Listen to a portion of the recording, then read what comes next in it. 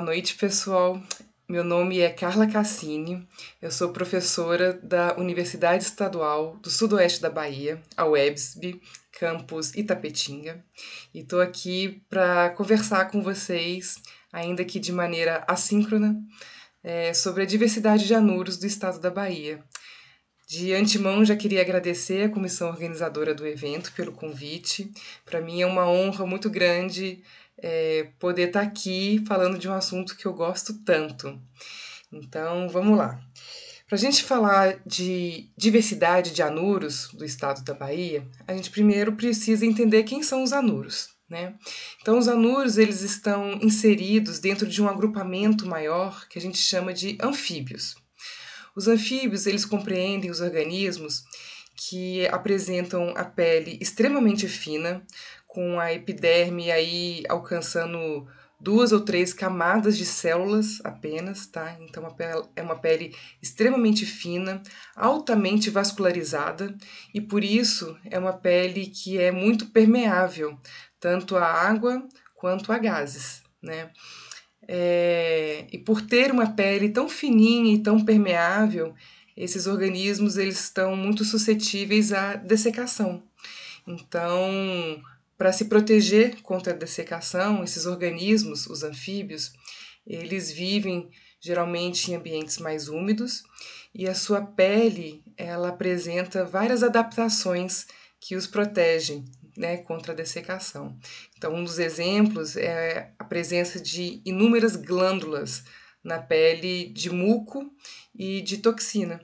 As glândulas de muco vão produzir uma substância que vai deixar a pele úmida por mais tempo, e as glândulas de toxina, as glândulas granulosas, elas vão produzir substâncias que vão proteger esses organismos contra patógenos e contra predadores também.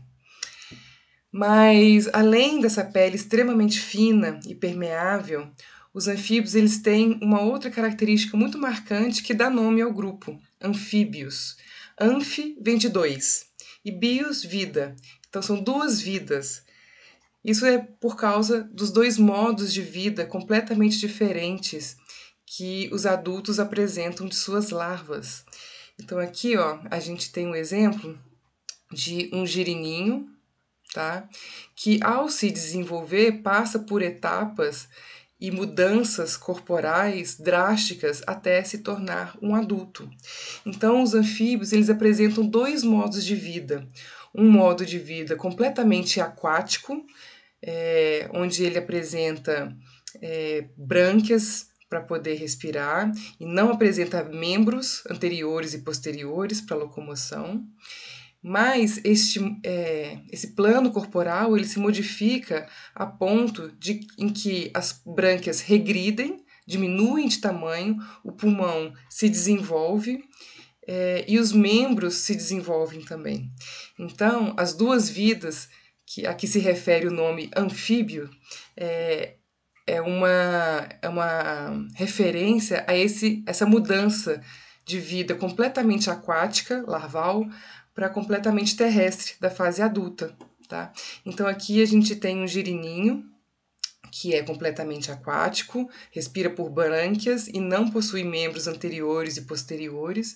Esse girino vai passar por várias etapas em sua metamorfose até chegar à fase adulta, que não apresenta brânquias, as brânquias regridem, os pulmões se desenvolvem, então a respiração é aérea, né?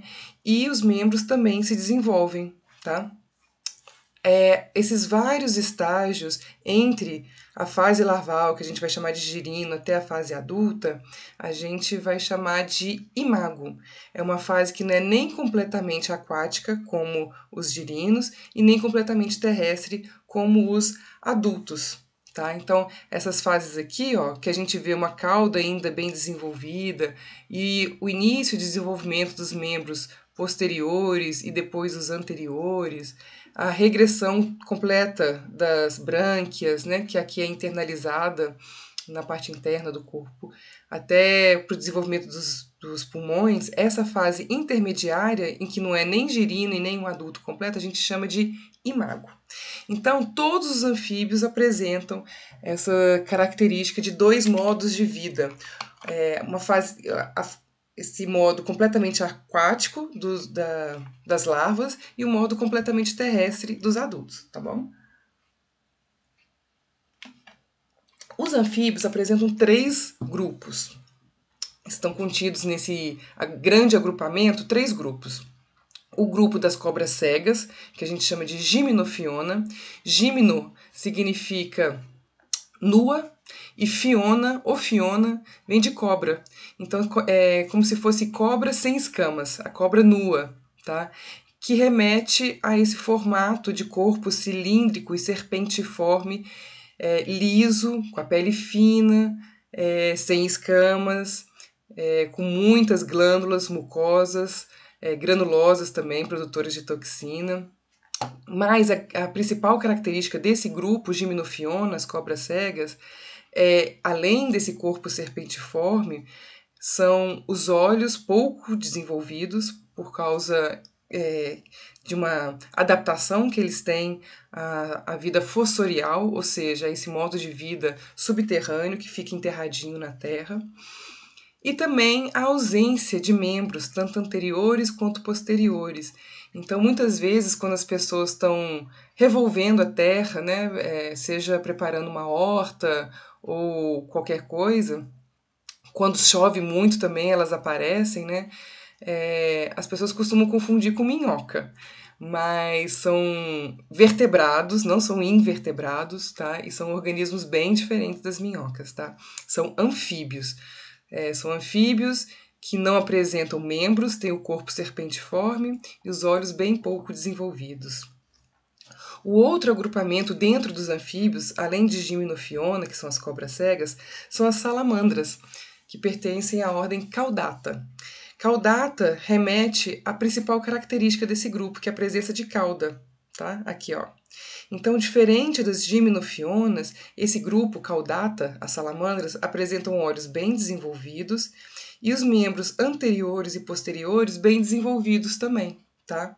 Então, a ordem Caudata ela é composta por organismos com olhos desenvolvidos, membros anteriores e posteriores bem desenvolvidos e a presença de uma longa cauda. Já os anuros, que compreende a maior diversidade mundial e também a diversidade brasileira, eles apresentam os olhos bem desenvolvidos e a presença dos 4 membros, assim como as salamandras da ordem Caudata, mas, diferente da ordem Caudata, os anuros não apresentam cauda, e é por isso do nome anura.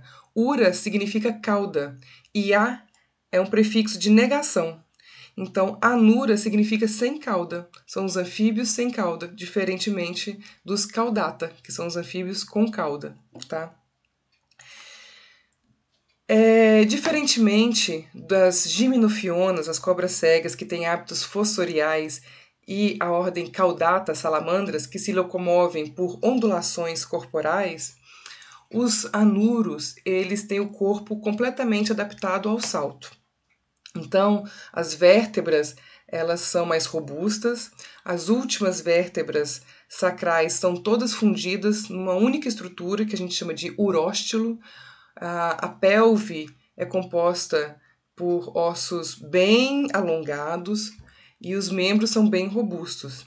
E os músculos também são muito adaptados também aos saltos, tá? Então, o principal meio de locomoção destes organismos os saltos, são os saltos. Além disso, uma característica muito distintiva dentre os anuros é a presença da vocalização entre os machos. Então, sapo, perereca e rãs, eles cantam, os machos cantam para atrair as fêmeas. As fêmeas emitem vocalização também, mas de maneira muito específica e muito, muito rara também, tá? Então, só em situações muito específicas que a fêmea vai emitir um tipo de vocalização. Mas essa cantoria que a gente costuma escutar nos brejos à noite são os machos cantando para atrair as fêmeas, tá? E aqui, ó, botei uma fotinha de uma pererequinha com o saco vocal bem inchado, ela tá cantando, e a vocalização vai ser emitida justamente quando esse saco vocal enche e o ar vai fluir do pulmão para o saco vocal, tá? E aí ele vai emitir o som na medida que o ar passa pelas cordas vocais, tá? Então o macho vai ficar cantando até que passa uma fêmea, vai aceitar a corte, a cantada, literalmente, né, do macho, e o macho vai pular em cima da fêmea. Aí aqui, ó, na fotinha daqui de baixo, a gente vê uma fêmea que ouviu esse macho cantando, passou na frente do macho, aceitou a sua cantada, então ele pulou aqui atrás no dorso da fêmea e abraçou ela. Tá vendo aqui, ó, o bracinho apertando ela aqui, ó, na parte pós-cefálica, em cima do bracinho aqui, ó, na região umeral. Então ele abraça dorsalmente a fêmea. Esse abraço nupcial a gente chama de amplexo, tá? E aí, nesse amplexo, a fêmea conduz o macho para onde ela quer desovar. E aí a gente vai ter várias maneiras, várias variações desse modo de desova, tá? Mas de maneira bem generalista, a fêmea vai conduzir o macho até uma poça d'água ou até um corpo hídrico, onde ela vai assentar, vai ficar estagnada e vai começar a liberar os seus óvulos. Nesse momento, o macho também libera os espermatozoides e a fecundação acontece externamente ao corpo dos indivíduos. Tá? Então, os óvulos e os espermatozoides se encontram no corpo hídrico e aí vai se formar o ovo, que vai se desenvolver num girino completamente aquático, que vai se desenvolver e sofrer mudanças durante a metamorfose até se tornar um adulto completamente terrestre, tá bom? E aí eu falei ali, né, que era uma pererequinha que estava cantando, e aí uma das perguntas que sempre aparece logo no início das palestras é qual que é a diferença, então, de sapo, perereca e rã? Muita gente acha que a rã, ela casala com o sapo e os dois juntos vão ter uma perereca, que a perereca é o filhote. E, na verdade, não é bem assim, né? Na verdade, são organismos, espécies completamente diferentes, mas são três denominações comuns para classificar uma grande diversidade de formas de vida, de formas de corpos, né? Então, diferenciar sapo, perereca e rã, vocês vão ver ao longo da palestra, que não é tão simples assim. São nomes comuns para designar algumas formas de corpos, algumas espécies, mas que varia muito localmente de região para região. Então, o que numa região as pessoas podem chamar de sapo, numa outra região eles podem chamar de rã, tá? E aí, por ser classificações populares, elas não seguem uma regra rígida, tá? Então, essa denominação vai variar de local para local. Ao contrário do nome científico, que é um nome universal, que vai ser usado independente se você está se referindo para pessoas brasileiras ou se você está falando para japoneses. Aí você vai falar o nome científico que vai sempre se referir à mesma espécie. Mas quando a gente fala sapo, perereca ou rã, isso vai variar de região para região. Mas, de maneira bem genérica, os sapos são aqueles organismos que têm a pele bem mais grossa comparado aos outros anuros. Então, tem a pele mais grossa, tem a pele cheia de verrugas e tem a presença de uma glândula aqui atrás do tímpano, ó. Tá vendo essa demarcação aqui? Uma glândula chamada glândula paratoide, muito desenvolvida. Então, a gente vai geralmente chamar de sapo aqueles anuros, aqueles anfíbios anuros que têm a pele mais grossa, bem verrugosa, uma pele mais seca, com a presença dessa glândula paratoide aqui atrás do tímpano. Eu falei com vocês sobre as glândulas da pele, né? Algumas delas produzem muco para manter a pele úmida e algumas delas produzem toxinas, né? Isso ao longo da pele do anfíbio anuro toda. Mas algumas dessas glândulas elas podem se concentrar em determinada região do corpo.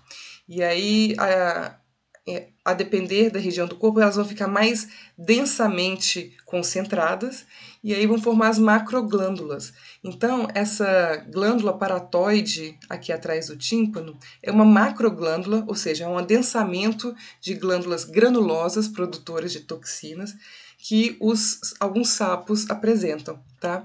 Essas toxinas, gente, elas não são venenosas, tá? Elas são tóxicas, elas podem causar alguma reação dérmica, mas elas não são venenosas, não, tá? Elas liberam, essas espécies que apresentam essas glândulas, liberam uma substância leitosa, alcalina, geralmente quando o predador abocanha a cabeça dessas espécies. Então, o predador vai abocanhar a cabeça, vai pressionar essas glândulas e elas vão secretar essa substância tóxica, mas que não mata, mas que tem um gosto extremamente ruim, então vai fazer com que o predador cuspa esse organismo de volta para o ambiente, tá? Então, os sapos geralmente são esses organismos, esses anuros, com a pele mais grossa, verrugosa e com essa glândula paratoide bem desenvolvida. A gente vê muito eles em locais mais antropizados, né? Geralmente até debaixo, em locais já acimentados, no quintal de sítios, de roça, em local até bem iluminado, assim, que geralmente é onde ficam os insetos voando, que a luz atrai, né, alguns insetos, então eles ficam ali perto da luz para poder ficar comendo os insetinhos que aparecem por ali. E por eles terem a pele mais grossa e bem verrugosa, cada verruga dessas são concentrações de glândulas, né, mucosas e também granulosas, permite com que eles tenham uma certa independência de corpos hídricos, né? Não precisa ficar perto da água o tempo inteiro, então eles conseguem explorar ambientes antropizados com mais facilidade, tá? Ao contrário das rãs, que geralmente são organismos com a pele bem mais lisa, não são peles que apresentam grande quantidade de verrugas, como os sapos, tá? E aí a gente vai ver que não vamos perceber, né, a presença da glândula paratoide tão bem desenvolvida como nos sapos. E os membros apresentam dígitos bem delgados, principalmente os membros posteriores. Então percebam que os dedinhos da mão e do pé, tanto do sapo quanto das rãs, eles são delgados, sendo que o das rãs, esses dedos posteriores são bem mais longos, tá? E com a pele lisa também são as pererecas, mas diferentemente das rãs, as pererecas elas apresentam essa expansão na pontinha do dedo, da mão e do pé. Estão vendo? Ó? Tô apontando aqui com a seta. Ó. Essa expansão a gente vai chamar de disco digital. Desculpa. Esses discos digitais eles vão permitir com que as pererecas grudem na parede do banheiro, que vão permitir também que elas grudem nos troncos, nas folhas, tá? Perereca, uma curiosidade, perereca é uma palavra de origem tupi, que significa aos saltos, tá? Então, daí que vem saci pererê também, né? Então, perereca que remete a esse organismo que se locomove aos saltos. Então, a diferença da perereca para a rã é justamente essa estrutura na pontinha dos dedos, que a gente chama de discos digitais, que permite com que elas grudem com facilidade em superfícies verticais. Tá? Os sapos e as rãs não apresentam essas expansões nas pontas dos dedos. Tá bom? Além de sapo, perereca e rã, algumas regiões vão chamar algumas espécies de gia ou caçote. Não sei se vocês já ouviram falar nesses termos também. As pessoas que denominam algumas espécies de gia ou caçote, geralmente elas falam que gia são as rãs adultas e caçote são as rãs filhotes, né? E geralmente não se trata de ser adulto ou filhote, mas espécies diferentes mesmo. Então, as espécies que têm grande porte, algumas localidades vão chamar de gia e não de rã, tá? E as rãs de porte menorzinho, em algumas localidades elas vão ser chamadas de caçote. Não sei se vocês já ouviram falar nesses dois termos. Rã é o termo mais comum, né? Mas aí em algumas localidades vão especificar, né? Se é uma rã grande vão chamar de gia, vão falar que é um adulto, e o filhote vão chamar de caçote, mas que na verdade são espécies de portes diferentes, tá bom? Então, essas denominações, essas classificações entre sapo, perereca e rã são classificações populares, tá? Então a gente vai ver que vai variar de região para região de como cada espécie é tratada, se como sapo, ou se como rã ou perereca. E aí não existe uma denominação certa ou errada. A maneira que a população local chama determinada espécie é a maneira correta para essa população. Eles conseguem identificar através daquele nome aquela espécie que eles estão convivendo com ela. Então, os nomes comuns, eles não têm certo e errado, eles têm como a população chama localmente. E aí vai variar de lugar para lugar, diferentemente dos nomes científicos, como a gente já mencionou, tá bom? Então, vamos ver aqui alguns exemplos dessas confusões que acontecem com essas classificações de separar os anuros em sapo, perereca e rã. Por exemplo, então aqui, ó, a gente tem como exemplo o sapo ferreiro ou sapo martelo, como é chamado em algumas regiões. O sapo martelo, ele é chamado de sapo, comumente chamado de sapo, mas veja aqui, ó, a ponta dos dedos dele, ó, dessa espécie. Ela tem aquelas expansões que eu falei com vocês, que a gente chama de discos digitais, bem desenvolvidas. Então, na verdade, o sapo martelo, dentre aquela classificação que eu falei com vocês, seria uma perereca grande, mas comumente é chamado de sapo, tá? É uma espécie bem comum e quando chega a estação chuvosa é bem comum da gente escutar o canto dessa espécie que eu trouxe aqui para vocês escutarem. Olha só.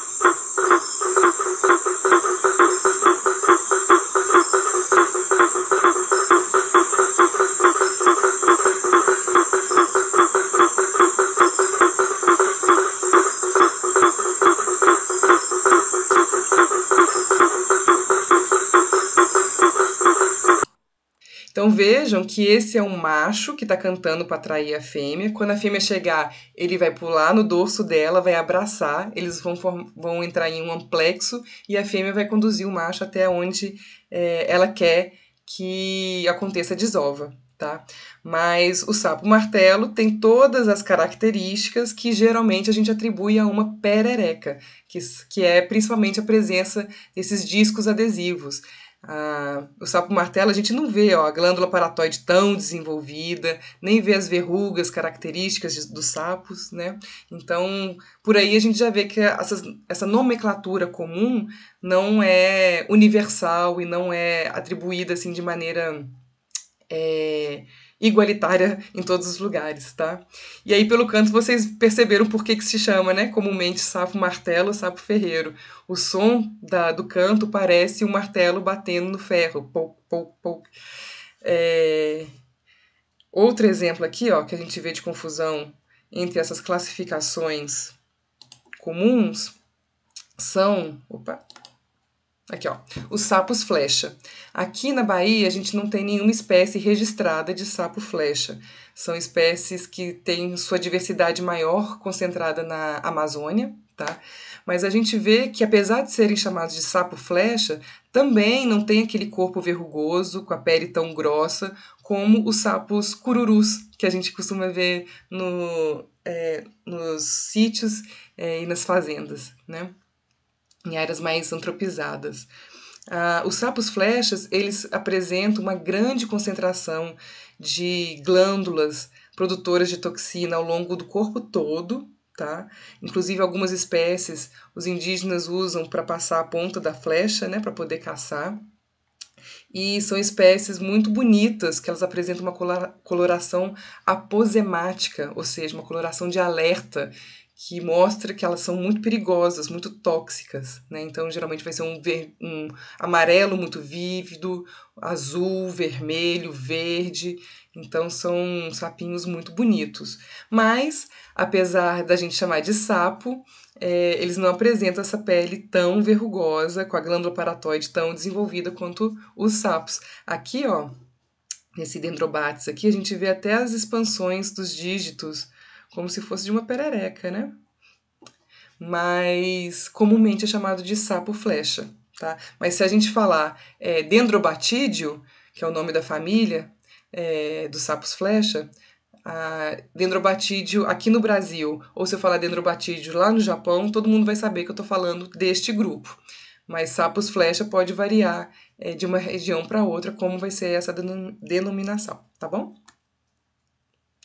Um outro exemplo aqui é a rã-folha, chamada em alguns lugares, ou sapo-folha, em outros lugares.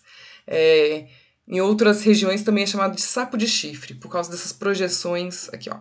Projeções palpebrais acima dos olhos aqui, ó, que formam esse chifrinho, tá? Esses sapinhos são muito bonitinhos, porque eles apresentam, né, essa morfologia externa que lembra muito de uma folha, por isso do nome sapo-folha ou rã-folha. Então aí vocês já percebem que a depender da região é considerado rã, a depender da região é considerado sapo. São espécies que têm a pele bem sequinha, mas não é tão grossa quanto a do sapo cururu. Não, a gente não vê tão desenvolvido também aquela glândula paratoide, por isso que em alguns lugares se chama de rã e não de sapo. Mas uma curiosidade muito interessante desse grupinho dos sapinhos de chifre é que quando eles se sentem ameaçados, eles achatam o corpo dorsoventralmente, eles ficam bem fininhos e esticam as perninhas, como vocês estão vendo aqui nessa fotinha aqui de baixo, ó. Esticam as pernas e muitas vezes esticam os braços também. Aqui, ó, o sapinho, ele esticou os bracinhos e as pernas, porque se sentiu ameaçado por quem estava observando ele. Esse comportamento é um comportamento de defesa para que ele se confunda em meio ao foliço do chão, tá?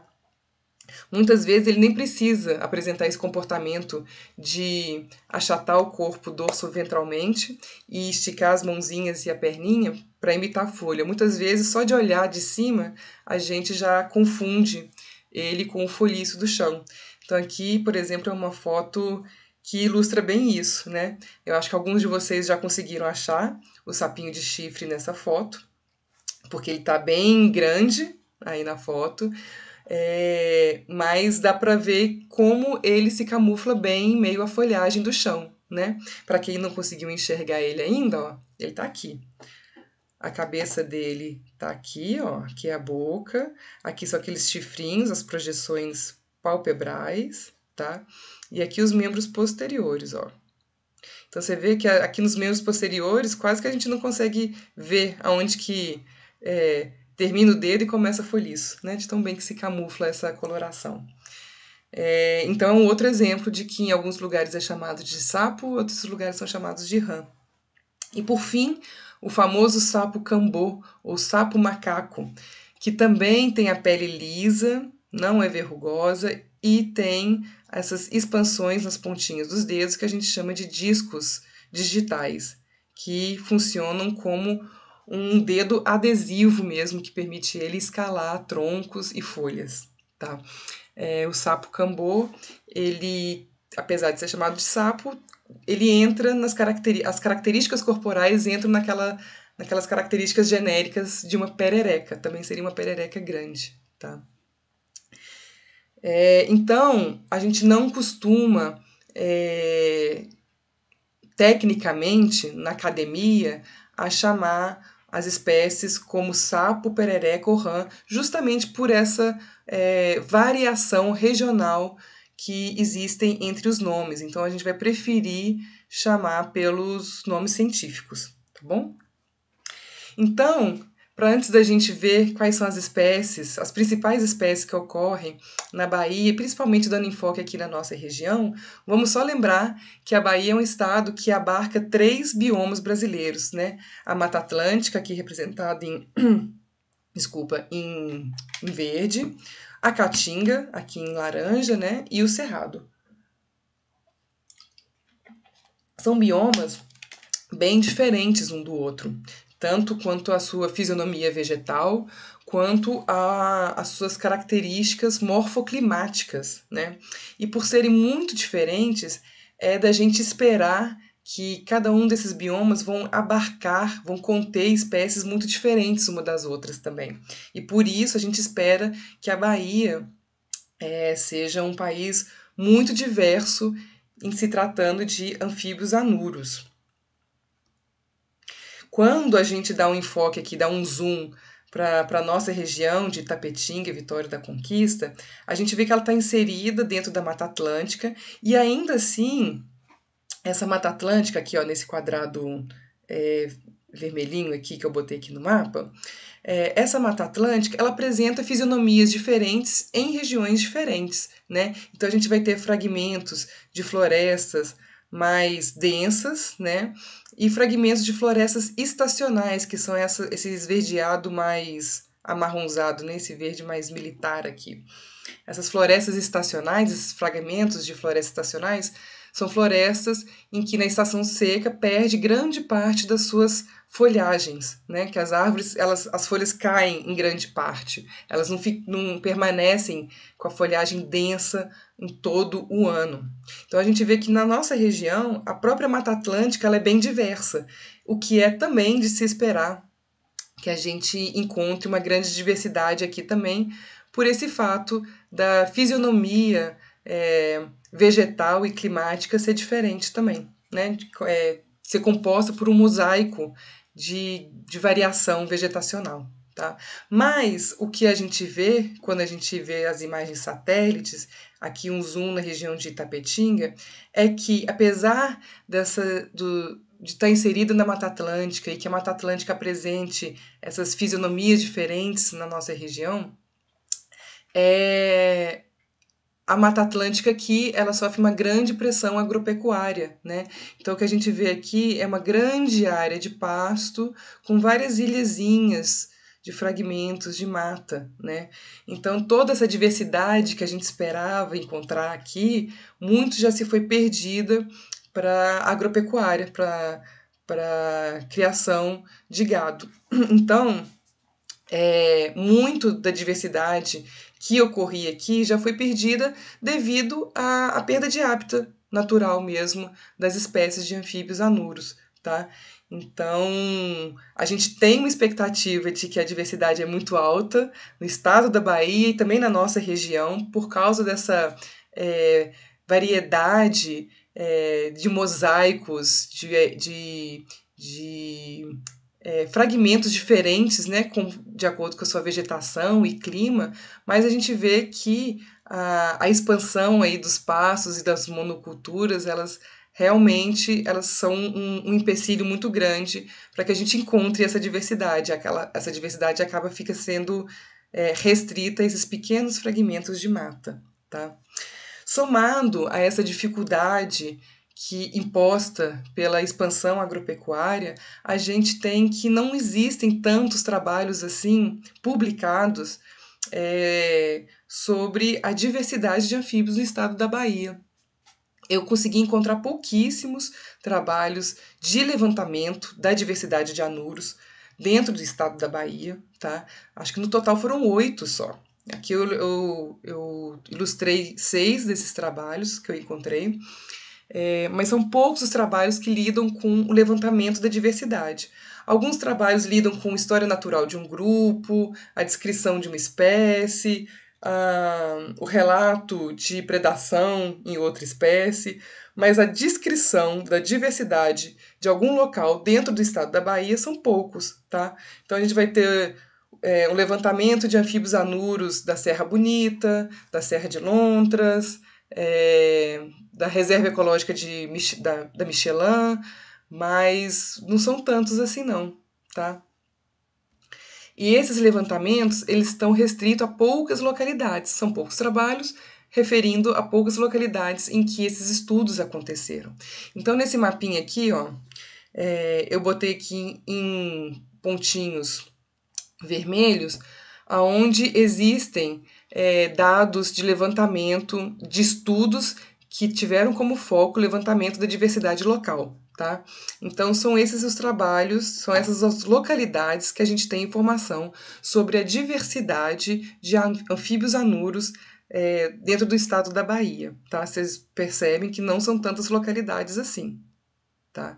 Aqui na Chapada da Diamantina eu marquei em amarelo porque, embora não exista uma lista publicada em revista científica dos anfíbios anuros da Chapada da Diamantina, a gente sabe que existem vários trabalhos sendo conduzidos na região, espécies sendo descritas, comportamentos, relatos de predação e relações ecológicas entre espécies sendo publicadas, mas um trabalho de levantamento de diversidade ainda não existe para a Chapada Diamantina, por exemplo, tá? E aí, quando a gente confronta os dados de levantamento da diversidade de anuros da Bahia com as áreas turísticas da Bahia, a gente vê uma grande sobreposição, né? A gente, quando quer visitar um lugar, a gente procura ou os parques ecológicos ou reservas, ou a praia, né? E aí é onde estão localizados os levantamentos, as publicações dos levantamentos da diversidade de anfíbios anuros do estado da Bahia. Se concentram basicamente na região metropolitana do Recôncavo Baiano e na região costeira, tá? Da Bahia. Ou então, de maneira mais interiorana, em reservas também. Tá? Então, o levantamento do estado, o levantamento da diversidade de anuros no estado da Bahia ainda está muito atrelado às regiões turísticas do estado. Tá? Aqui nesse mapa representa as regiões economicamente turísticas do estado da Bahia, e aí a gente vê que aonde existe o levantamento de anfíbios anuros é onde existe ou uma reserva ecológica ou um parque, são locais de potencial turístico de visitação, tá? Não necessariamente quer dizer que os levantamentos são feitos na praia, na restinga, tá, gente? Até porque não são tantas espécies de anuros que suportam a pressão ambiental da restinga, né? Que é um ambiente bem salino. Mas aqui eu botei a foto aérea de uma RPPN chamada Serra Bonita, que tá, apesar de ser interiorana, ela está a 120 quilômetros do litoral. Então ainda está dentro dessa região turística da costa baiana, do sul da Bahia, tá? Mas, apesar desses poucos levantamentos que a gente tem no estado, a Bahia ela apresenta uma cerca de 150 espécies, o que é muito para pouca quantidade de levantamentos de diversidade de anuros que o estado apresenta, tá? Então, fica aí o apelo para a gente desbravar o interior da Bahia, fazer mais levantamentos para o interior, em regiões não turísticas, que eu acho que a gente consegue aumentar bastante o conhecimento acerca da diversidade de anuros do estado, tá? E aí, quando eu estava mostrando aqui para vocês, ó, os pontinhos que coincidem muito com as áreas turísticas do estado, tem um pontinho que está fora, né? Um único pontinho que está fora, que é esse daqui, ó. Opa, peraí, daqui a pouco eu volto no outro slide. Que é justamente esse trabalho publicado aqui, ó, da Amanda Lantier Silva. Ela fez o estudo numa pocinha localizada em Jequié, fez o levantamento da diversidade de anfíbios anuros daquela região e publicou essa lista de espécies, tá, na checklist. Essa é uma das poucas, é a única publicação em revista científica aqui que não está localizada em uma região turística do estado da Bahia. Né? Então você vê que vocês percebem que são poucos as excursões adentro do estado para além do que é turístico no estado da Bahia, quando se trata de conhecimento da diversidade de anuros, tá? Nós vamos ter também outros estudos de levantamentos que não foram publicados, mas que são estudos que foram feitos na região, né? Então aqui eu trouxe duas dissertações de mestrado do Tiago e do Maico. O Tiago ele estudou a diversidade de anfíbios anuros em Vitória da Conquista e o Maico estudou a diversidade de anfíbios anuros no Parque Zoobotânico da Matinha, tá? Além desses trabalhos publicados em revista científica ou trabalhos de conclusão de curso ou dissertações, a gente vai ter duas publicações que norteiam, né, que dão um bom embasamento para a gente conhecer a diversidade de anfíbios anuros da Bahia, que são esses dois livros do Marco Antônio de Freitas. Um deles, o mais antigo, né, Os Anfíbios do Nordeste Brasileiro. E aí, não vai se tratar apenas da diversidade da Bahia, mas a Bahia está contida nessa diversidade. E esse outro livrinho aqui, mais recente, mas já é antigo, né, de 2015, que é a Herpetofauna no Nordeste brasileiro. Então a gente vai ter esses três tipos de publicações acerca da diversidade dos anfíbios anuros no estado da Bahia. Esses dois livrinhos, né, que são muito legais, as publicações em revistas científicas e os trabalhos de conclusão de curso, que muitas vezes não chegam a ser publicados, mas se encontram depositados em biblioteca. Tá? Então, aqui para a nossa região, a gente basicamente vai ter esses três trabalhos. Um publicado em revista científica, é o da Amanda, esse daqui de cima, e dois trabalhos de dissertação, do Tiago e do Michael. Tá? Então, basicamente, tudo que a gente conhece de diversidade da nossa região é a partir desses três trabalhos. Então, eu vou trazer aqui um pouquinho da diversidade que eles encontraram e apresentar para vocês quem são os anfíbios anuros do estado da Bahia, com enfoque na nossa região. Tá? Aqui na nossa região, a gente vai concentrar aqui na nossa apresentação a diversidade de anuros contida nas seguintes famílias: Bufonide, Leptodactylide, Ilide, Odontrophrinide, Craugastoride e Microilide. Tá? Percebam que todas as terminações terminam em ide. Tá? Isso significa que é nome de família, ou seja, um agrupamento que abarca vários gêneros e dentro de cada gênero tem várias espécies. Tá? Então vamos lá. A primeira espécie que eu quero apresentar para vocês é da família Bufonide, que são organismos que pertencem aos sapos cururus. Tá? Então, a Rhinella diptycha é uma das espécies mais comuns que a gente encontra, tanto em ambientes mais antropizados, quanto em ambientes de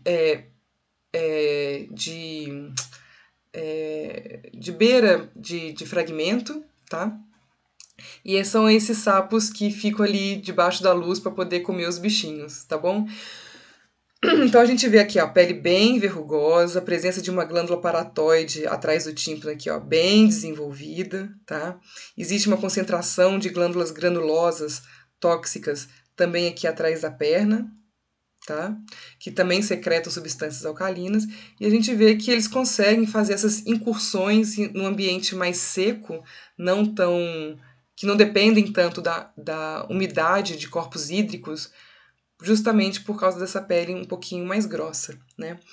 E aí o canto deles é um canto bem comum, alguns de vocês já devem ter escutado, mas não devem saber que é dele. Então eu trouxe aqui um canto dele para vocês poderem conhecer. Olha o machinho aí, ó.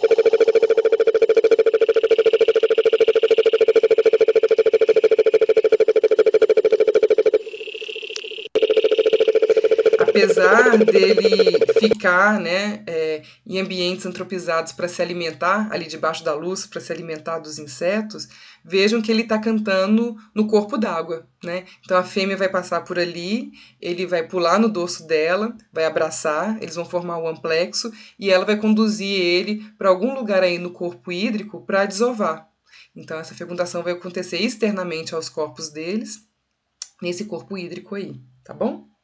Então a gente tem como exemplo da família Bufonidae o sapo cururu, que é a Rhinella diptycha. Então, sapo cururu é o nome comum e o nome científico é Rhinella diptycha, tá? Outro sapinho da família Bufonidae, vamos lá ver se é a Rhinella granulosa. O nome comum dela é cururuzinho, tá? Porque é um sapinho bem pequenininho, tem esse corpo bem verrugoso, a pele grossinha também. Ele não fica tão grandão igual o sapo cururu, tá? Tem a glândula paratoide bem desenvolvida, mas como ele é todo pequenininho, então a glândula paratoide é pequenininha também. E o canto dele é bem bonitinho.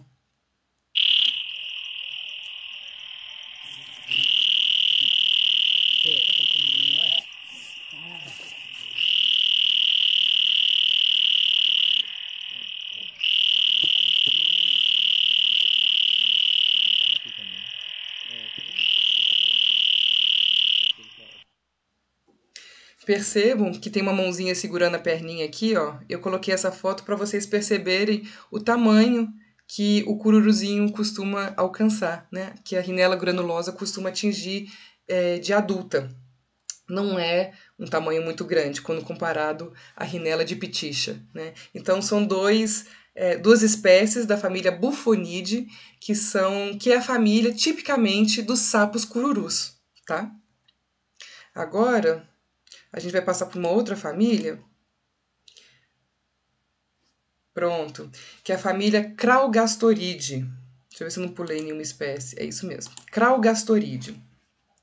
A família Craugastoridae é uma família muito legal, porque é uma família em que todas as espécies não apresentam o girino durante o seu desenvolvimento.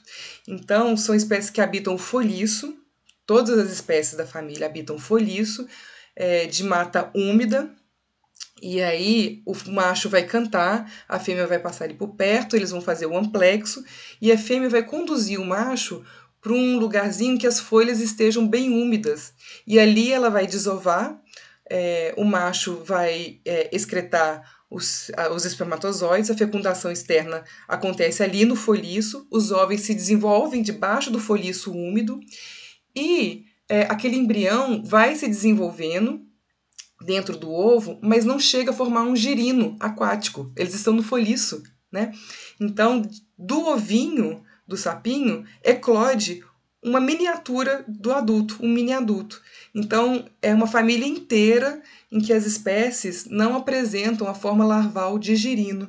Do ovo já eclode um mini adulto, um sapinho bem pequenininho, tá? Então, é uma família muito especial, mas que depende muito da umidade do fragmento da mata para poder conseguir se reproduzir. Tá? E é uma espécie que também se camufla muito bem, né? No folhiço. E apresenta uma diferença de coloração no corpo se ela é encontrada de dia, ela é mais clara, ou quando ela é encontrada de noite. Aqui, ó, ela é mais escura. Várias espécies de anfíbios anuros apresentam essa característica de mudança na coloração corporal diurna e noturna, tá? Sendo diurna geralmente mais clara e a noturna mais escura. E aí o canto de uma das espécies que a gente encontra aqui na nossa região, que é a randofoliço, Adados binotatus, e tem esse nome por causa dessas duas pintinhas aqui, ó, do binotatus. Adados é em homenagem a um pesquisador, ao Célio Haddad, e o binotatus é por causa dessas duas pintinhas, que é característica da espécie, tá? E aí o canto do Adados binotatus é assim, ó, bem baixinho.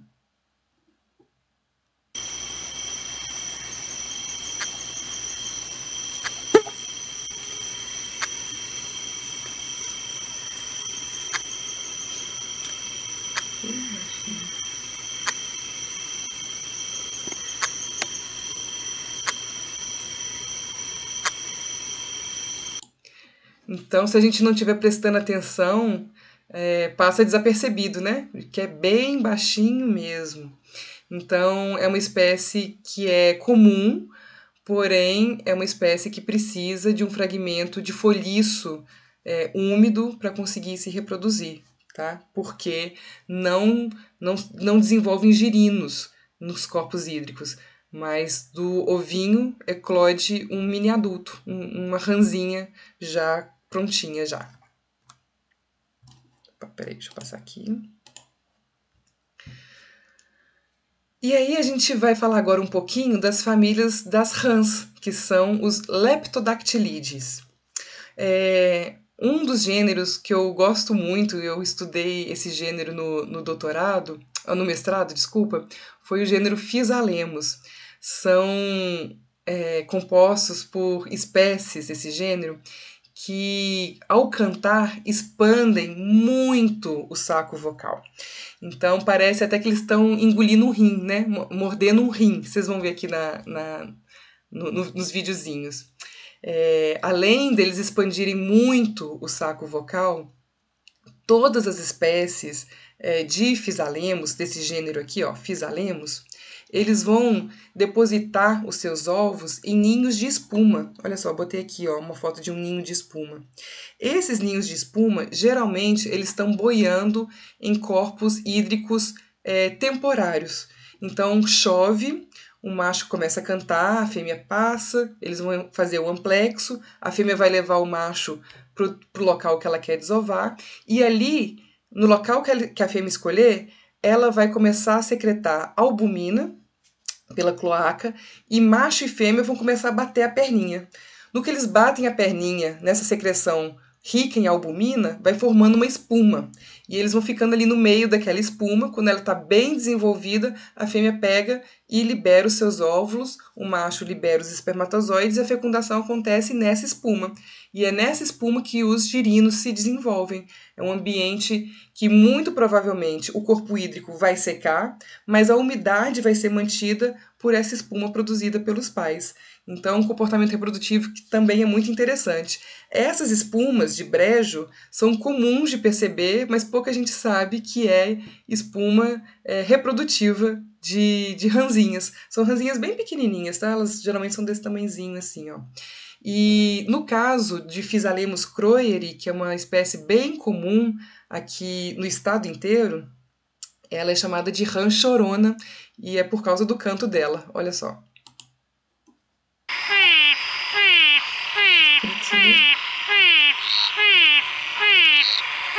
Olha como o saco vocal expande bem.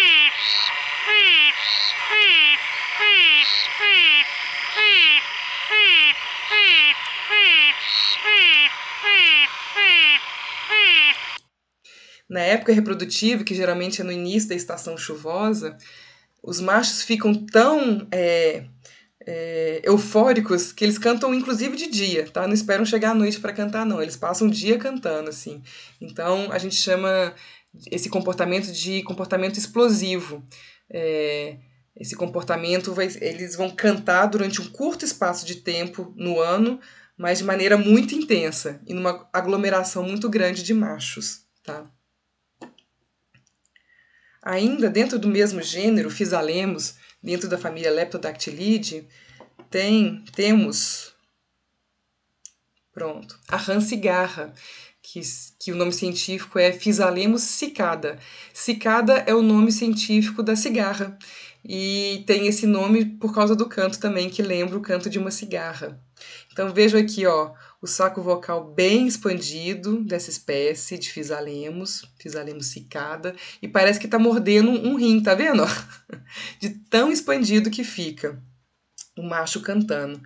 E aqui também é uma espuma produzida pelo casal, que é albumina, né, secretada pela fêmea, e aí macho e fêmea vão bater a perninha até formar essa espuma, e a espuma formada eles desovam dentro dessa espuma, tá?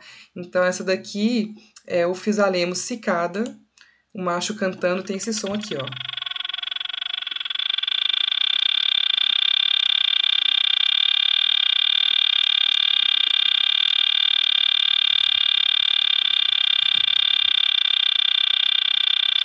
Canto longo, né? Percebo ali na frente do macho a fêmea já se posicionando para ele pular no dorso dela, para eles entrarem em amplexo.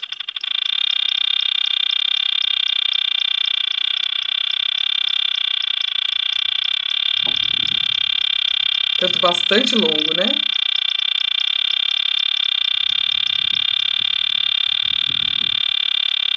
Quero mostrar pra vocês o canto diminuindo, o motorzinho acabando, a energia acabando. Tá vendo?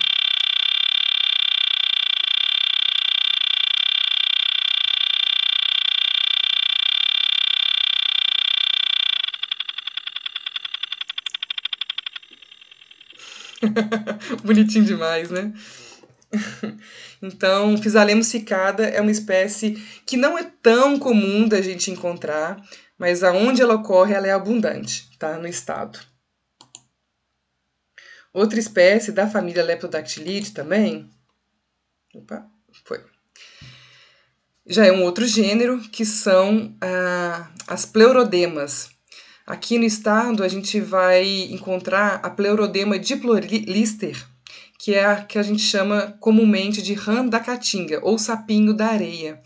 Tem esse nome, essa espécie, porque ela se costuma enterrar mesmo debaixo da areia. Ela começa a rebolar assim na areia e aí vai formando um buraquinho onde ela vai se assentando e aí ela vai jogando areia por cima dela até que ela fica só com os olhinhos para fora assim, que é uma maneira de se camuflar, tá? Mas na hora de se reproduzir, o macho vai para corpos hídricos aqui, ó. O macho amplexando uma fêmea, então aqui no dorso, aqui por cima é o macho abraçando a fêmea aqui embaixo, e os dois juntos, aqui bonitinho, ó, batendo perninha, formando a espuma, tá? A pleurodema, assim como os fisalemos, eles é um gênero composto por espécies que também tem comportamento explosivo, ou seja, num curto espaço de tempo, durante um ano, vários machos vão para o mesmo corpo hídrico e ficam ali cantando durante muito tempo. Então, a gente chama de reprodução explosiva e comportamento gregário de vocalização. Então, aqui, ó, vou mostrar para vocês um videozinho de vários machos de Pleurodema diplolister cantando no mesmo lugar. Eles estão todos com o saco vocal inchado e boiando e exibindo também comportamento territorial, empurrando os machos uns aos outros assim para poder falar assim, sai fora daqui que eu quero cantar aqui, tá? Para poder ser visto pelas fêmeas. E vocês vão ver também dois ninhos de espuma sendo produzidos já por um casal. Se vocês forem reparar no ninho de espuma, vocês vão ver as perninhas batendo, tá? Então, muita coisa para ver nesse vídeo. Vamos lá.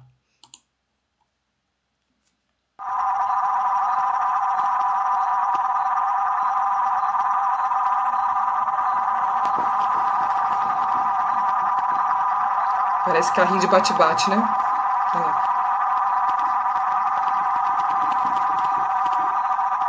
Aqui tem um macho, ó, tentando, ó, bateu a perninha, tentando tirar o macho que já tá amplexado para poder ocupar o lugar. Deixa eu voltar aqui para vocês verem.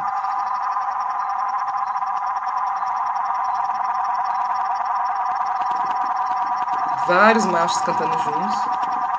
Vou voltar aqui para vocês verem, olha só. Já tem um casal formando espuma e um outro machinho, ó, tentando expulsar o macho já em amplexo, ó.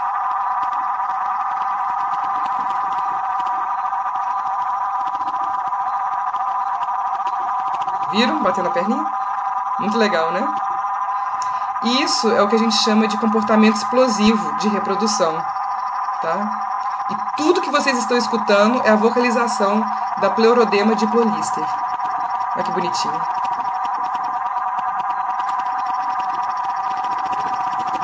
Muito fofo.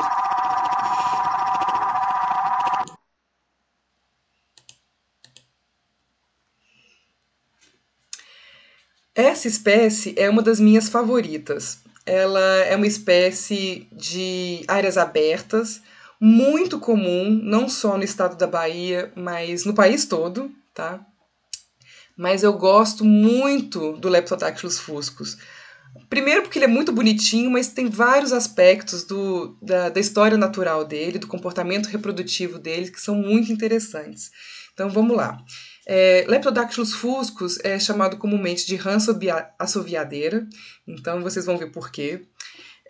Se vocês perceberem aqui, ó, tem um biquinho na ponta aqui do focinho, tá vendo que parece um biquinho de pato aqui na parte da frente. Isso porque ele usa o focinho para construir tocas subterrâneas. Então ele vai empurrando assim a terra com o focinho como se fosse uma espátula, vai construir uma toquinha. E aí, construída a toquinha, o macho vai para a boca da toquinha, começa a cantar, e aí quando chega a fêmea, ele abraça a fêmea e a fêmea vai entrar nessa toquinha que ele construiu, tá? E uma coisa que eu acho muito legal também nessa espécie é o saco vocal bilobado, que a gente chama. Então não é aquele saco vocal que incha todo de uma vez, igual a gente viu nos fisalemos e na pleurodema. Aqui, ó, olha aqui essa foto aqui de baixo. Tem um saco vocal bem expandido lateralmente, dos dois lados, tá? Mas aqui no meio não é tão expandido assim, porque a pele é mais grossa, tá? E aí a gente consegue ver essa lateralidade do saco vocal quando tá cantando. Então vamos escutar aí a ranço viadeira para vocês verem. É um dos meus favoritos, uma das minhas espécies favoritas.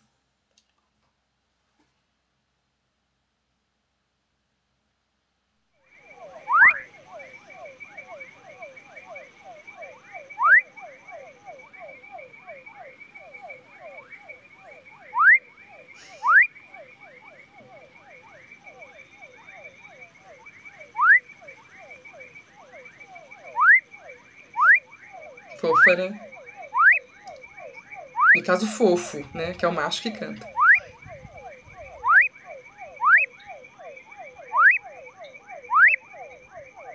Ao fundo é uma outra espécie. Vocês estão escutando, ó? Oh, oh, oh, oh. É uma espécie de fisalemos, rancachorro. Muito bem. Eu gosto muito da ranço viadeira. Amo Leptodactylus fuscus. Amo. Ah, não, peraí. Apertei errado. Uma outra espécie que é bem comum também na nossa região é a rã-pimenta. Acho que vocês já devem ter escutado falar dela, né? A rã-pimenta também pertence à família Leptodactylidae e pertence ao gênero que a gente chama de Leptodactylus. Tá errado aqui no slide, viu? Não é Leptodactylus, não. É Leptodactylus vastus. E ela recebe esse nome por dois motivos. Um, por causa dessa coloração avermelhada que ela costuma apresentar no dorso e nos flancos, tanto aqui na região inguinal quanto na parte posterior da coxa, tá?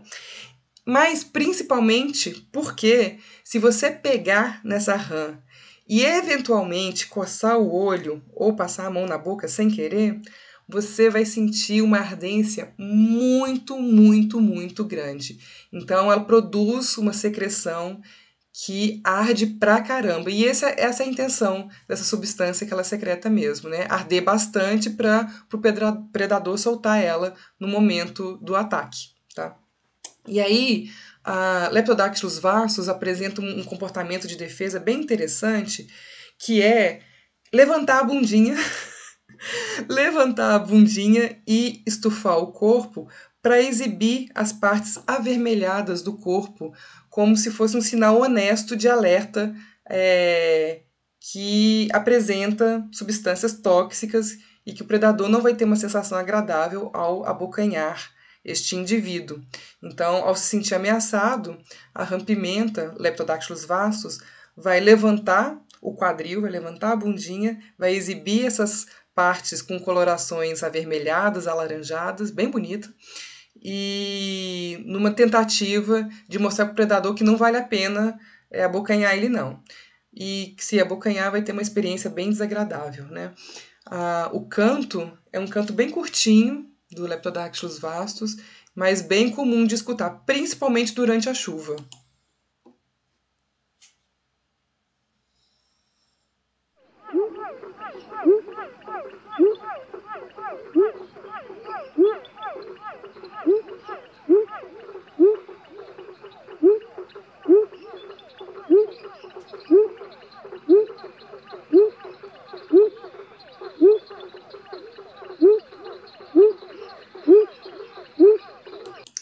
Percebam que eu estou mostrando aqui para vocês o canto do Leptodactylus labirínticos, mas eu falei de vocês do Leptodactylus vastus. É porque eu não encontrei um videozinho do Leptodactylus vastus cantando para poder mostrar para vocês, mas o canto é muito parecido, lembra muito de labirínticos, tá?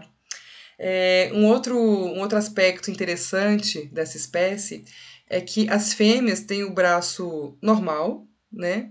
Mas os machos têm os braços hiperatrofiados, bem gordinhos, bem marombadinhos, que são uma adaptação para esse amplexo que precisa ser bem forte, porque são espécies de rãs bem robustas, né? Bem grandinhas, assim. É o que o pessoal chama de gia em algumas localidades, tá bom?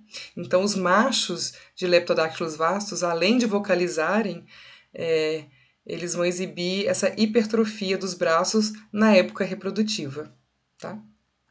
Opa, cadê?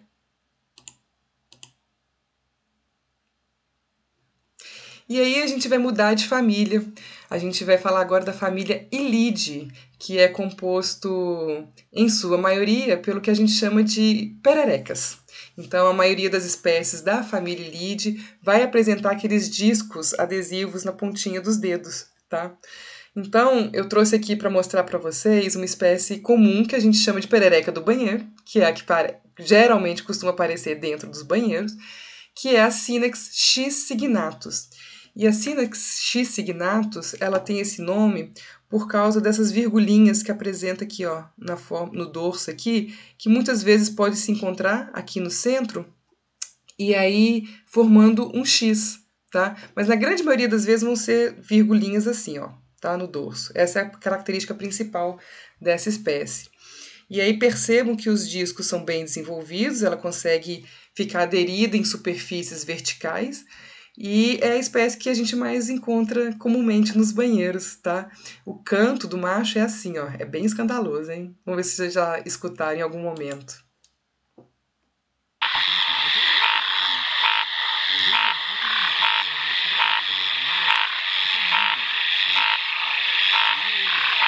Quando tem muitos cantando, é ensurdecedor.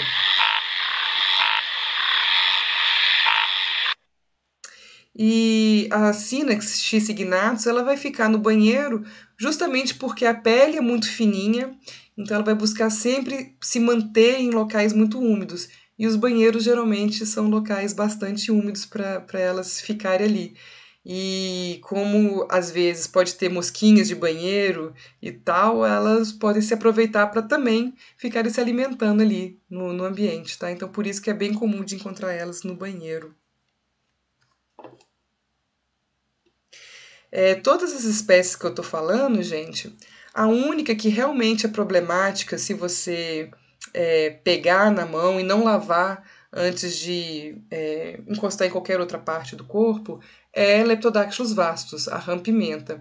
Todas essas outras espécies, apesar de todas elas apresentarem glândulas mucosas, glândulas granulosas, elas não vão apresentar uma toxina forte tamanha a te envenenar, a te intoxicar para te levar para o hospital, tá? A não ser que você coma uma rã dessas, mas isso eu acho que não vai acontecer, né? Então, não é um problema você pegar nesses indivíduos sem luva, sem nada. Inclusive, a pele das pererecas, das rãs, dos sapos, são peles muito limpas, porque como é uma pele muito fininha e muito permeável, eles precisam produzir antibióticos, antifúngicos poderosos para não morrer infectados com os patógenos externos, né? Então, são peles que são bem não vou dizer asséptica, porque existe uma comunidade microbiana ali específica da pele dos anfíbios anuros, mas é uma pele que apresenta uma comunidade microbiana que, na grande maioria das vezes, não faz mal para a gente, tá? Algumas espécies vão apresentar uma toxina que nos é menos palatável, né? Que se a gente encostar nos olhos, na boca, a gente vai sentir ardor. Mas não é o que acontece com a perereca do banheiro. Então pode pegar na pererequinha, jogar ela de volta assim, ó, para um fragmento, perto de um corpo d'água, que tá tudo certo. Sua mão não vai ficar com cobreiro, não vai descascar, não vai desenvolver eczema, nada disso, tá? É tranquilo.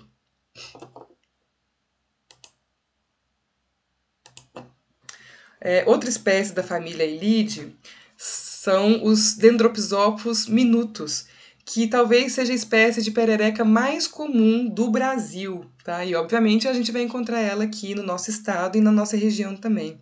O nome comum dela é perereca de ampulheta, porque ela tem esse desenho aqui, ó, nesse indivíduo aqui do meio, a gente vai ver esse desenho que lembra de uma ampulheta aqui no dorso do indivíduo, tá vendo?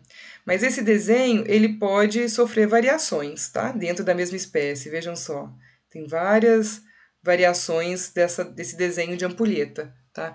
Mas o nome comum remete a essa forma geral de ampulheta no dorso, tá? São espécies de pererecas bem pequenininhas, olha só. Aqui a gente tem uma moedinha de... e agora, hein? Ordem programa, acho que é de 10 centavos. E ela tá aí em cima, tá? É um macho adulto. Então, uma pererequinha bem pequenininha e o canto bem estridente.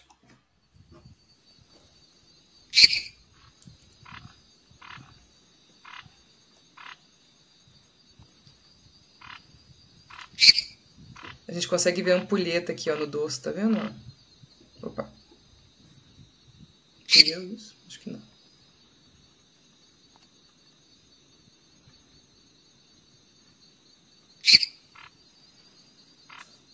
Ó, os discos adesivos, dá pra ver direitinho.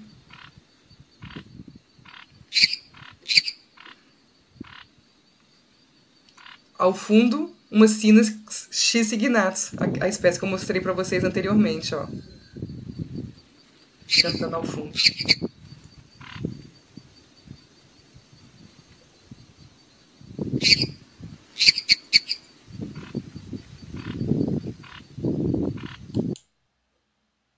Então, essa é uma das espécies de perereca mais comum que a gente tem no Brasil inteiro, tá?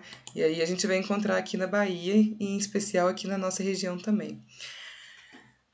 A espécie Dendropsisophus elegans tem esse nome porque ela apresenta um padrão de coloração muito bonito, né? É uma moldura que contorna todo o dorso, na parte mais externa do dorso aqui, ó. Por isso que a gente chama ela comumente de perereca de moldura. A gente tem essa fotinha aqui, ó, que dá pra ver uma coisa muito legal, que é o dimorfismo sexual na coloração, né? O macho é mais amarelado e a fêmea apresenta essa moldura mais esbranquiçada, né? Também é uma espécie bem pequenininha, é do mesmo gênero, né, de Dendropsisophus minutus, a pererequinha mais comum do Brasil. E a elegans, ela é uma espécie que é bastante comum na nossa região. Nem sempre ela é bastante comum em outros estados, mas aqui na nossa região ela é bastante comum. E o canto dela é bem característico. Lá na UESB, daqui de Itapetinga, a gente costuma escutar ela com bastante frequência ali num brejinho que tem do lado do módulo de laboratórios.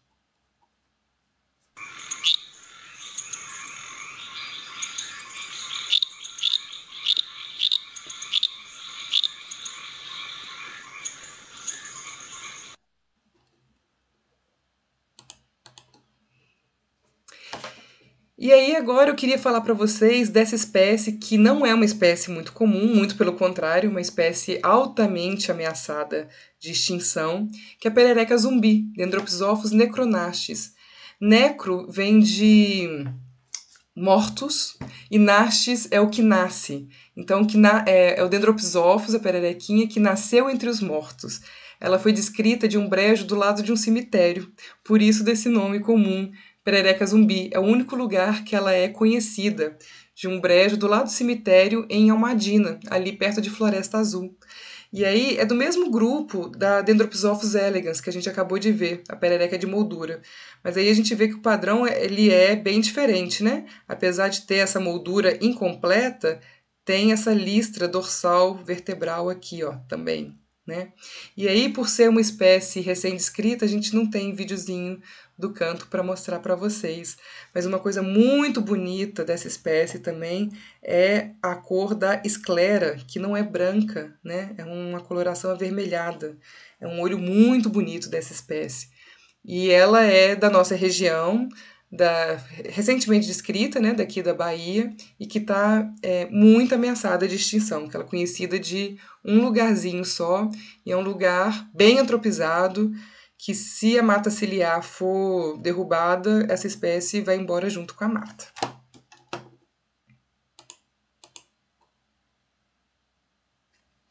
E aí, para finalizar a família Elide, eu trouxe para vocês a menina dos olhos de toda a aula prática de anfíbios anuros, que é a Filomedusa baiana. A Filomedusa baiana é do grupo do sapo cambô, tá? O sapo cambô, ele é uma espécie amazônica, mas é do mesmo gênero. O sapo cambô é uma Filomedusa bicolor. Essa Filomedusa aqui do nosso estado, da Bahia, ela é chamada de Filomedusa baiana. E o nome comum é a rã-macaco, porque é uma perereca que tem o polegar opositor. Então ela consegue andar nos galinhos abraçando, né? Envolvendo todo o galinho assim com a mão, tá? Então por isso que a gente chama de rã-macaco. Aí vocês veem, né? Na Amazônia chama de sapo cambô, aqui na Bahia chama de rã-macaco, mas na verdade tem uma morfologia muito mais parecida com a de perereca. Então vocês percebam que a nomenclatura comum de sapo, perereca e rã não é homogênea para todos os lugares, né? E aí a gente costuma falar que a espécie Filomedusa baiana e algumas espécies muito parecidas com elas também é a perereca brasileira, porque olha só que bonitinha. Ela é verde, amarela, azul e a pontinha do dedo branca, né? É bem bonita. Então são espécies que não que saltam muito bem, mas aterrissam terrivelmente mal.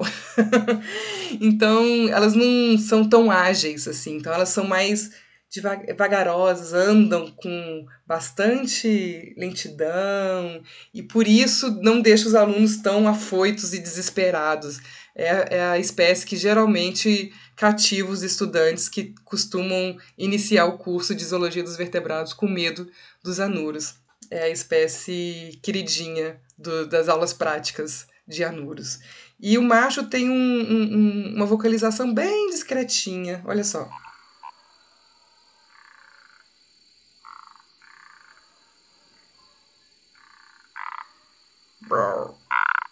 Esse é arrotinho, tá vendo? Só tem o som.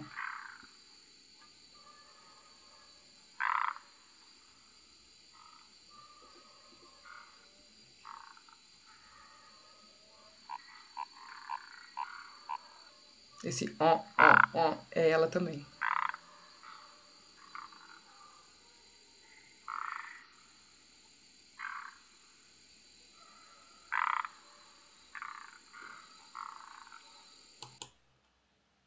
Muito bonitinha. Essa é a menina dos olhos de toda a aula prática de anfíbios anuros. Há uma espécie muito especial, muito querida também, dentro da família Elide, são as pererecas de capacete. E aqui no estado, a mais comum é Traxéfalos atlas, que também tem um saco vocal bilobado, tá? Que expande bastante, mas a característica principal dessa espécie é ter a cabeça bem ossificada, tá? E os ossos craniais têm várias projeções em forma de espinhos, que estão associados a glândulas produtoras de toxina na cabeça. Então, quando ameaçadas, essas pererecas, elas dão cabeçada no predador, e aí esses espinhos do crânio vão rasgar a pele, e ao rasgar a pele, a glândula que secreta toxina vai secretar a substância tóxica no predador, tá? Então é um mecanismo de defesa dessas espécies. E o canto é assim, ó. Olha o saco vocal. Legal, né?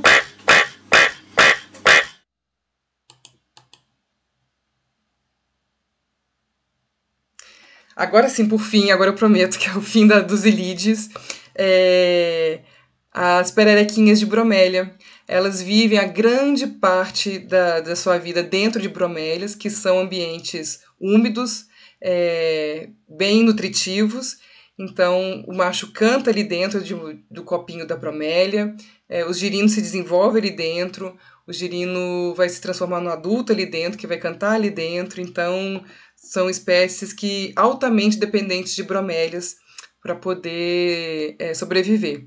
E interessante é que todos os girinos desse gênero, Phyllodytes, se alimentam de larva de Aedes aegypti. Então, eles são um controle biológico da dengue, tá? Então, ter bromélias em casa com essa pererequinha não é um problema porque você está cultivando água parada, muito pelo contrário. Se tiver girino, os girinos vão estar comendo as larvinhas de Aedes aegypti, tá? E o canto O coacho faz dessa com que algumas perereca pessoas lembra chamam de muito uma perereca risada de bruxinha. uma bruxa.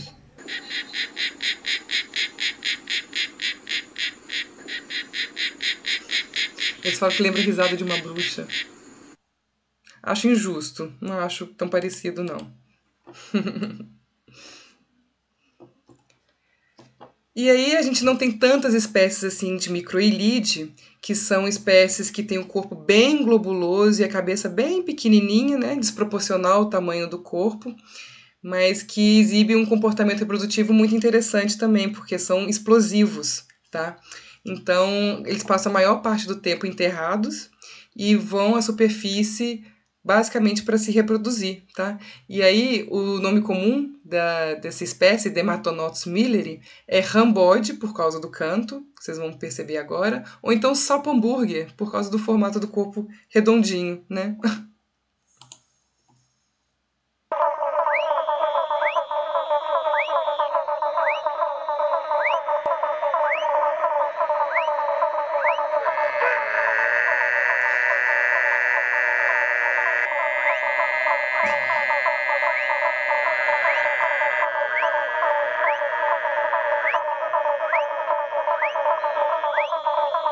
Acho que ele não canta de novo. Mas é engraçado, né? É um comportamento explosivo também, tá? Aqui, olha que engraçado. Lembra que eu falei com vocês que o macho sempre abraça a fêmea por trás, né? Formando um amplexo. Então, quem carrega o macho é a fêmea. Então, quem vai estar embaixo é a fêmea. Mas vejam só que às vezes no comportamento explosivo, os machos não diferenciam muito bem o que é macho e o que é fêmea e sai abraçando qualquer coisa que vem pela frente. E aí quem tá embaixo é o macho abraçando outro macho.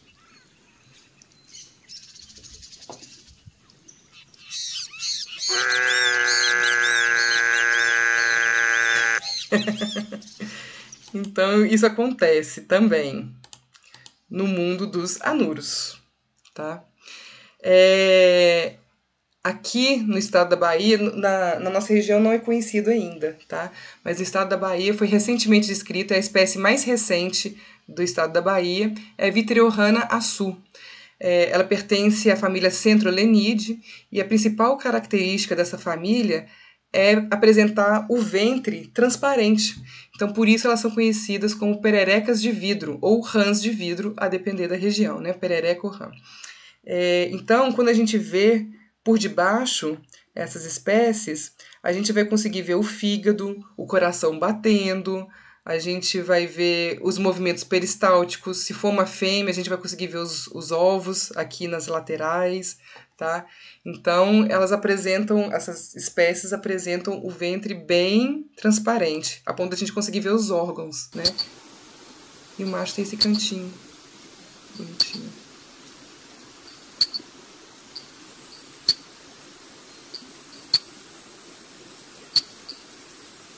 Curtinho, mas bem estridente.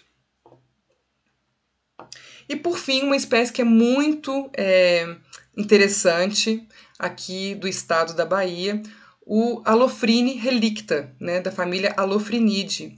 Alofrine é um gênero que até pouco tempo atrás era conhecido só da Amazônia. E aí essa espécie foi descoberta no sul da Bahia. E quando os pesquisadores viram essa espécie pela primeira vez, acharam que era um gênero novo, porque quando você encontra uma espécie na Mata Atlântica, você acaba comparando com as espécies da Mata Atlântica, e viram que não era parecido com nenhuma das espécies da Mata Atlântica, e iam descrever um gênero novo. Até que um pesquisador que tinha bastante experiência com a diversidade da Amazônia falou assim: olha, isso parece o gênero Alofrine lá da Amazônia. Aí o pessoal, não, mas espera aí, Mata Atlântica do sul da Bahia, como assim? E aí fizeram análise genética e de fato pertencia ao gênero Alofrine, mais relacionado a essas espécies amazônicas do que com as espécies da Mata Atlântica.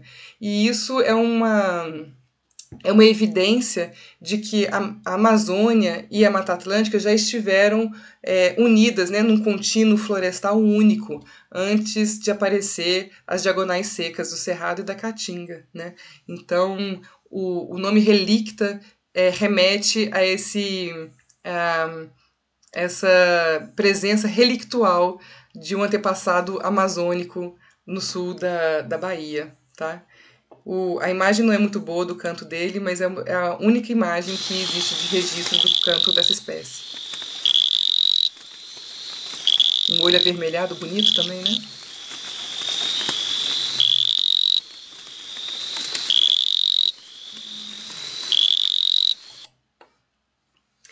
E é isso, gente.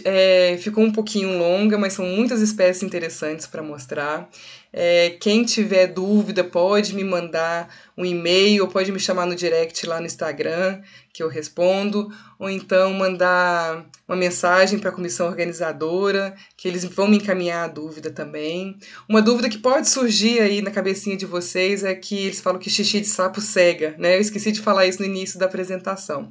Xixi de sapo não cega. A urina dos anfíbios anuros é uma urina altamente hipotônica, muito diluída, então não vai fazer mal a urina do sapo e ele nem vai fazer xixi em você, ele não vai conseguir direcionar a cloaca para fazer com que o xixi alcance o seu olho, tá? E também as glândulas paratóides também não vão esguichar veneno a ponto de alcançar o seu olho. Pouquíssimas espécies conseguem movimentar o ombro, apertar a sua própria glândula paratóide e esguichar veneno, mas não a ponto de atingir o olho de ninguém, tá? Então, veneno de sapo não cega, nem xixi de sapo cega, nem dá cobreiro, nem dá eczema, nem nada, tá? Mas qualquer outra dúvida, nenhuma dúvida é boba, pode me escrever, pode escrever para a Juliana, que nós estamos aqui para sanar quaisquer dúvidas que vocês tiverem sobre o assunto. Tá bom? Então agradeço a quem teve paciência de me escutar até agora, agradeço imensamente a comissão organizadora que me convidou para falar sobre esse assunto que para mim é tão prazeroso, em especial para Juliana Fernandes, que me convidou para falar sobre isso, e me coloco inteiramente à disposição para vocês, para sanar qualquer dúvida, ou para quem sabe, né? Quem despertar o interesse aí para estudar esse grupo maravilhoso dos anfíbios anuros, me coloco aí à disposição também para ajudar no ingresso aí dessa carreira, tá bom? Um beijo para vocês e boa noite.